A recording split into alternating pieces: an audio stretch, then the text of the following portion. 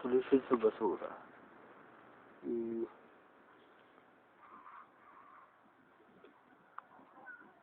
ang problema sa basura o sa dami ng basura ay naglilika ng mga baha sa Manila at kung sa parte ng Pilipinas.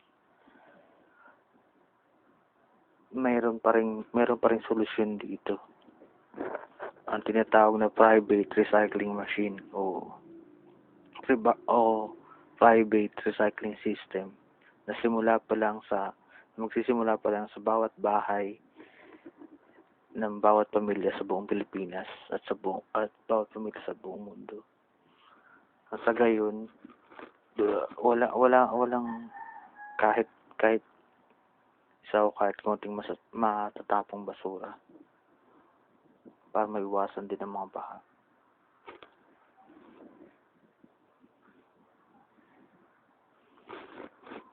Ang biogas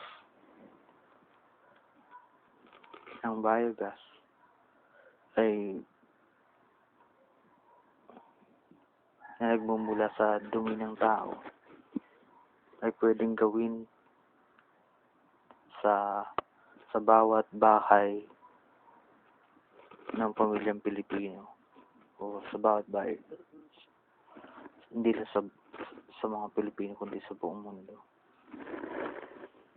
Nang sa gayon, ang dumi ng tao hindi napupunta sa ilog, sa dagat, o kung saan na nagsimula na sobrang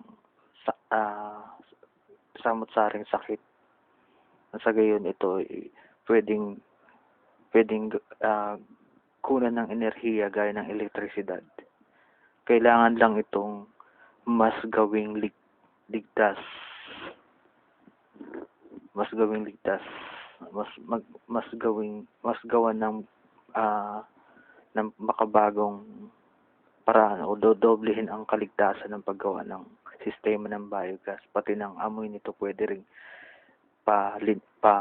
mas lalong linisin o mas magkaroon ng magandang resulta. Pwede itong enerhiya, elektrisidad, pwede rin enerhiya sa kung ano ng bagay. At ang solar energy. May isang probinsya sa Pilipinas na gumagamit ng solar energy. Nilalagay nila to sa bus, sa mga sasakyan, pati na rin sa bahay nila pang charge sa cellphone, pang enerhiya at lakas sa mga transportasyon at kung ano-ano pa. Bale, gagawin natin tong national o hindi lang sa probinsyang yun, kundi ipapalawakin natin to sa buong Pilipinas, sa mga sasakyang bihikulo, sa mga paaralan, sa mga factory, kahit sa mga mall at kung saan-saan pa. Sa gayon, bumaba ang konsumo ng elektrisidad sa bawat pamilyang Pilipino. At ganoon din ang konsumo sa langis o angkat ng langis sa ibang bansa. Sa gayon, bumaba rin ang presyo ng pamasahe.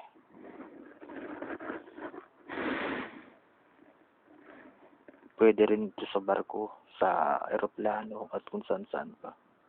Sa communication, sa cellphone nyo at kung saan-saan pa.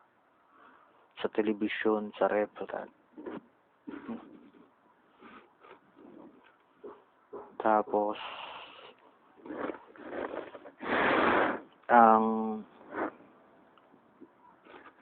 fruit-bearing at vegetable-bearing plants.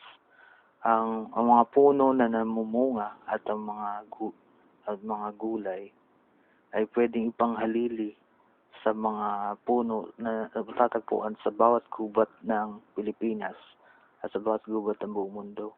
Sa gayon,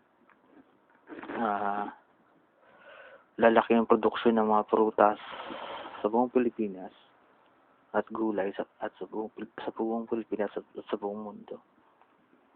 ang punong ito ay pwede ring panghalili sa tinatawag na lumber o good lumber pag oras na ito ay matanda na. At masusolusyon din ito ang global warming o ang malaking kinakatakot ng maraming siyentipiko sa buong mundo. Ang global warming. Masosolusyonan din ito ang baha at sa prutas at gulay marami ring masosolusyon ng sakit to. Halos lahat ng sakit sa isang tao kahit anong gusto niya, kahit anong sakit halos lahat kaya niyang solusyonan sa dami ng sustansya sa prutas at sa halaman.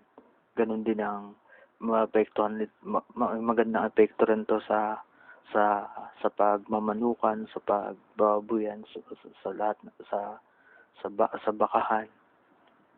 Maraming magagawang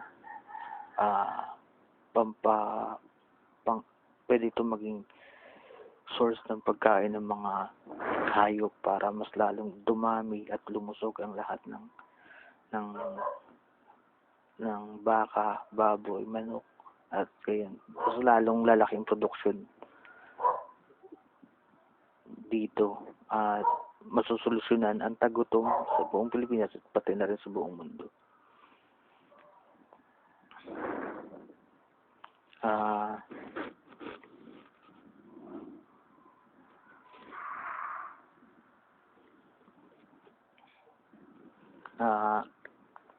Ano pa? Pagdating sa mga nagbabahang lugar sa buong Pilipinas at pati sa buong mundo, pwede gumawa ng recreational park kung saan may malaking giant fish pond.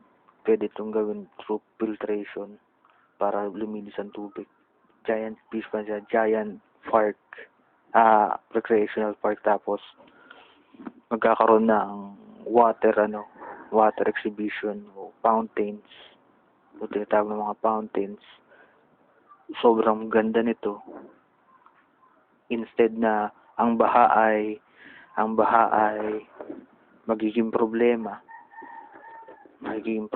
ng bawat bansa, di lang sa Pilipinas, hindi sa buong mundo. Pwede pa itong gawing atraksyon sa turista at sa mga tao rito. At pwede rin pagkakitaan sa fisheries at kung ano-ano pa. Pwede rin irrigation. Ganun. At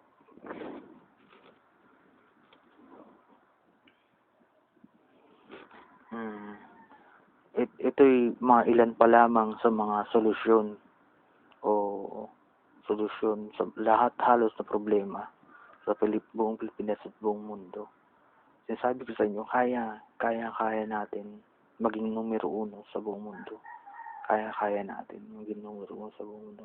Kaya ko. Ako si Marlo Antonio Impareño. Nakatira sa Barangay Elises, Block 3, Lot 21, General Mariano Alvarez, Cavite o Jimmy Cavite, Manila, Philippines. Ang cell number ko ay matatagpuan sa Facebook ko at sa Marlon